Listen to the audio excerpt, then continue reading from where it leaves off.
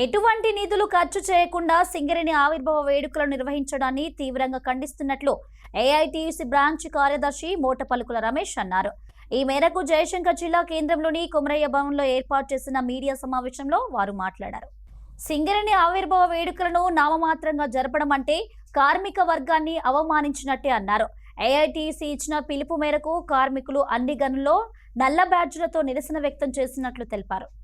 గత 20 సంవత్సరాలుగా ఎంతో ఆర్భాటంగా సింగరేణి ఆవిర్భావ దినోత్సవాన్ని, సింగరేణి తల్లి జన్మదినోత్సవాన్ని జరుపుతున్నటువంటి సింగరేణి యాజమాన్యం ఈసారి తూతు మంత్రంగా ఎలాంటి నిధులు ఖర్చు చేయకుండా కార్మిక వర్గాన్ని, సింగరేణి సంస్థ ప్రతిష్టని అవమానించే విధంగా చేయాలని నిర్ణయించిన నేపథ్యంలో Singareni college workers union AITC కార్మిక వర్గానికి పిలుపునిచ్చింది.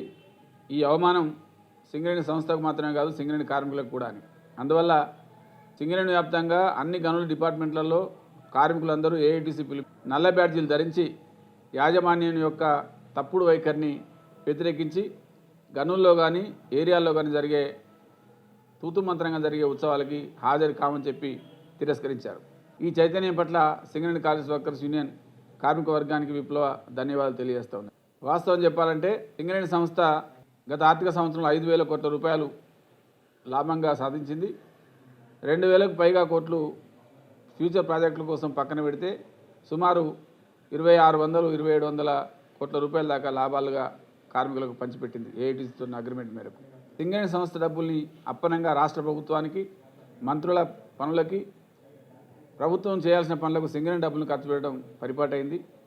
ఇటీవల అన్యాయంగా గంట సేపు ముఖ్యమంత్రి ఫుట్బాల్ ఆడడం కోసం 10 కోట్ల రూపాయలు సింగరేణి యాజమాన్యం ఇచ్చింది. దానికంటే ముందు 138 కోట్ల రూపాయలు రాష్ట్రంలో ప్రభుత్వ పాఠశాలలు బాగలేవు, వాటిని రిపేర్ చేయడానికి సింగరేణి డబ్బులు వాడుకున్నారు. అదేవిధంగా మరొక ముఖ్యమైన ఏంటంటే సింగరేణి ప్రాంతంలో ఉండే బొగ్గులని కేంద్ర ప్రభుత్వం అమ్ముకుంటూ ఉంటే రాష్ట్ర ప్రభుత్వం పరోక్షంగా బొగ్గు బ్లాకులను అమ్ముకునే ప్రయత్నం చేస్తూ మనుగూరులో ఉన్నటువంటి కోల్ బ్లాకును జెన్కోకు అప్పగించడం కోసం టెండర్ ప్రక్రియ ప్రారంభం చేసింది. ఈ నేపథ్యంలో ఏఐటీసీ మిగతా కార్మిక సంఘాలను కలుపుకొని సింగరేణి పరిరక్షణ ఉద్యమం కూడా ప్రారంభించింది. కాబట్టి భవిష్యత్తులో జరిగే పోరాటాలకు కూడా అన్ని కార్మిక సంఘాలతో కలిసి చేసే ఉద్యమాలకు కూడా సిద్ధం కావాల్సిన కార్మిక వర్గాన్ని కోరుతూ, సింగరేణి సంస్థ ఉంటేనే మనం ఉంటాం. సింగరేణి సంస్థ పరిరక్షణ మన ధ్యేయం. కొత్త గనులు రాకపోయినా, నూతన ఉపాధి అవకాశాలు లేకపోయినా రాబోయే రోజుల్లో చాలా కఠినతరమైన పరిస్థితులు ఏర్పడతాయి. కాబట్టి కార్మిక వర్గం త్యాగాలకు, పోరాటాలకు సిద్ధంగా ఉండాల్సిందిగా